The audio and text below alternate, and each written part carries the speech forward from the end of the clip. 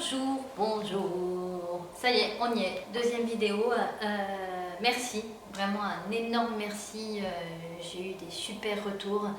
Donc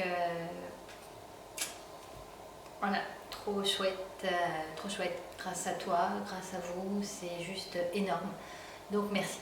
Alors cette vidéo va permettre, voilà, de manière assez rapide de répondre. J'ai eu ouais, 2-3 points qui sont beaucoup revenus.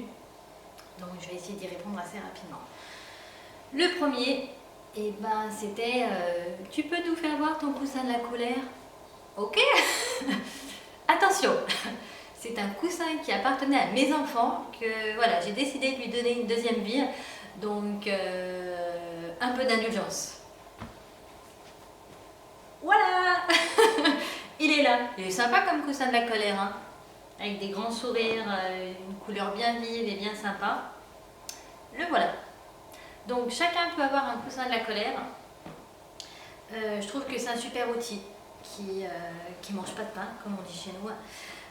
C'est un super outil parce que si vous avez vraiment une émotion, une énorme colère qu'il faut poser, vous prenez un coussin, vous vous isolez dans une pièce, vous hurlez dedans et vous lavez votre coussin de la colère. Par contre, attention, ce qui est important, une fois que vous avez posé de la colère sur un coussin, il faut que ce coussin reste en coussin de la colère. Il ne faut pas le réutiliser dans votre quotidien. Donc voilà le mien. Franchement, il n'est pas trop beau, honnêtement. Moi, je le kiffe ce coussin, je le trouve trop beau. Donc voilà, coussin de la colère. Ensuite, j'ai eu beaucoup de questions qui me disent mais on ne comprend pas, t'es médium et tu vois le passé. Oui, en effet. J'ai été beaucoup enfermée aussi pendant très longtemps, enfin même pendant des années, dans cette croyance que la médiumnité, ça concernait à 1, parler aux défunts et 2, voir l'avenir. Voilà, j'étais assez limitée, voilà, pour moi c'était dans cette case-là. Et non, pas du tout. La médiumnité, c'est pas que l'avenir et c'est pas que les défunts. La médiumnité, c'est aussi le passé. C'est justement d'avoir accès à tout ce qui a pu être vécu, que ce soit dans cette vie, que ce soit dans une autre. C'est vraiment voilà, tout ce qu'il y a dans votre âme, à la lecture de votre âme. Donc voilà pour répondre à cette question sur voilà, la médiumnité, ça fait aussi partie du passé. D'accord? Alors, j'ai aussi une question, enfin plusieurs d'ailleurs, qui m'ont dit mais comment ça t'as pas eu le choix? Parce que dans la première vidéo, je dis que bah voilà, j'ai pas eu le choix, ça s'est imposé de finalement exercer. Alors, quand je dis j'ai pas eu le choix, c'est moi, Céline, mon ressenti à ce moment-là, j'ai senti que j'avais pas le choix, que je pouvais pas prendre un autre chemin. J'étais embourbée déjà dans ce chemin et j'avais, ok, il fallait que j'y aille. D'accord? Sachant qu'on a toujours le choix. J'aurais pu dire non, je suis pas prête, non, c'est pas le moment. Sachant que c'était quelque chose que j'avais déjà dit, parce qu'il y a déjà 5-6 ans, on avait essayé de me mettre sur ce chemin et j'avais pas voulu.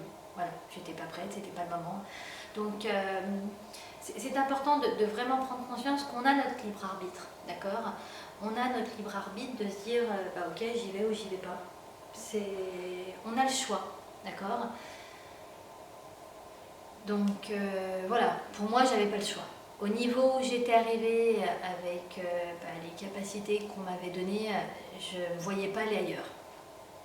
Et c'est un choix que je ne regrette pas parce que c'est là où est mon chemin, c'est là où je dois aller. Voilà, ensuite, dans une question, on m'a aussi parlé d'expérience, voilà, qu'il y avait des choses qui étaient douloureuses par rapport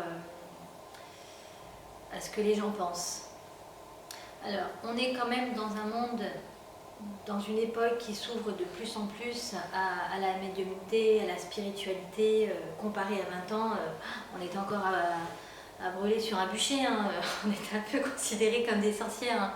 On se détache un peu de cette image, on s'y détache un petit peu, on fait plus appel à des gens comme nous parce qu'on se rend compte que ben, on a accès malgré tout à des choses que les médecins traditionnels n'ont pas accès. Donc on ne remplace pas une médecine traditionnelle bien évidemment, mais on apporte vraiment, vraiment quelque chose en plus, à mon sens en tout cas.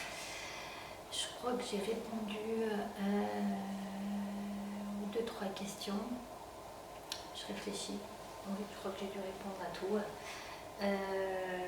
Si vous avez un commentaire, si vous avez un sujet que vous souhaitez qu'on aborde ensemble, eh bien, écoutez, n'hésitez pas à la mettre en dessous de cette vidéo et puis on trouvera un moment pour vous, voilà, pour vous répondre au plus juste. En tout cas, encore un grand merci pour tous les retours que j'ai eus. J'espère que la 3e vidéo, je serai un petit peu plus à l'aise. On m'a dit que c'était une question de temps, donc ok, bon bah d'accord. Merci pour votre indulgence, merci pour tout l'amour que vous me donnez. J'espère du coup vous remplir aussi à ma manière. Je vous embrasse très fort et prenez soin de vous.